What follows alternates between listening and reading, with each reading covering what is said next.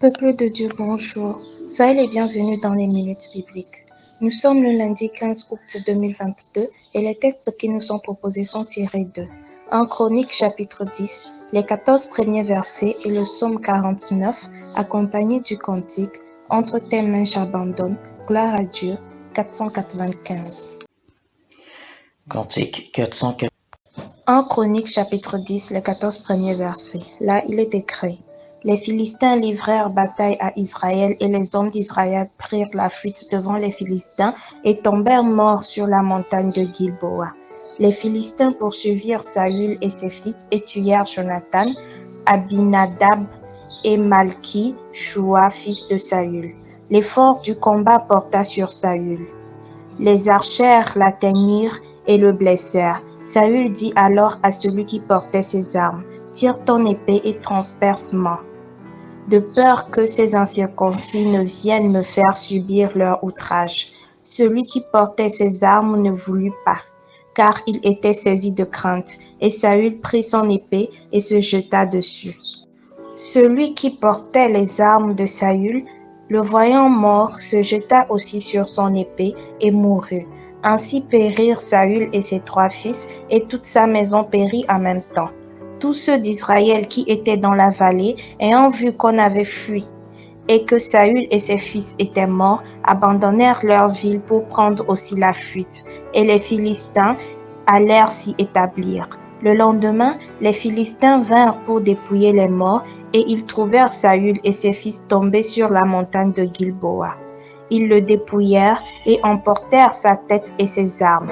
Puis ils firent annoncer ces bonnes nouvelles par tout le pays des Philistins à leurs idoles et au peuple. Ils mirent les armes de Saül dans la maison de leur Dieu, et ils attachèrent son crâne dans le temple de Dagon. Tout Jabès en Galade ayant appris tout ce que les Philistins avaient fait à Saül, tous les hommes vaillants se levèrent, prirent le corps de Saül et ceux de ses fils, et les transportèrent à Jabès. Ils enterrèrent leurs os sous le térébinthe à Jabès, et ils jeûnèrent 7 jours. Saül mourut parce qu'il se rendit coupable d'infidélité envers l'Éternel, dont il n'observa point la parole, et parce qu'il l'interrogea et consulta ceux qui évoquent les morts. Il ne consulta point l'Éternel, alors l'Éternel le fait mourir et transféra la royauté à David, fils d'Isaïe. Amen.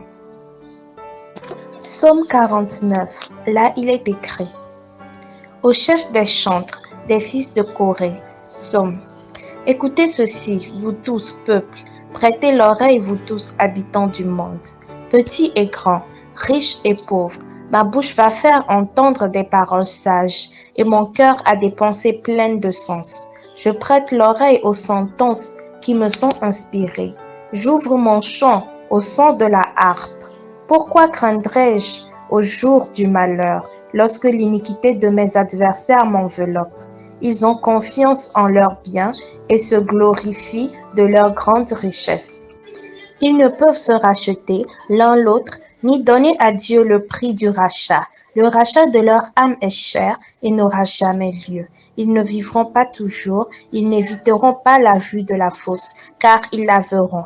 Les sages meurent, l'insensé et le stupide périssent également, et ils laissent à d'autres leurs biens.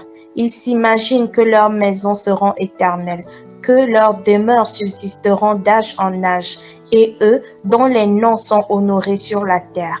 Mais l'homme qui est en honneur n'a point de durée, il est semblable aux bêtes que l'on égorge. Telle est leur foi, leur folie, et ceux qui les suivent se plaisent à leur discours. Comme un troupeau, ils sont mis dans le séjour des morts. La mort en fait sa pâture, et bientôt les hommes proies les foulent aux pieds. Leur beauté s'évanouit, le séjour des morts est leur demeure. Mais Dieu sauvera mon âme du séjour des morts, car il me prendra sous sa protection. Ne sois pas dans la crainte parce qu'un homme s'enrichit, parce que les trésors de sa maison se multiplient, car il n'emporte rien en mourant. Ses trésors ne descendent point après lui. Il aura beau s'estimer heureux pendant sa vie, on aura beau te louer des jouissances que tu te donnes. Tu iras néanmoins au séjour de tes pères, qui jamais ne verront la lumière. L'homme qui en est honneur et qui n'a pas d'intelligence est semblable aux bêtes que l'on égorge. Amen. Nous sommes arrivés à la fin de nos lectures de ce matin. Merci pour votre attention et que la paix du Seigneur soit avec vous.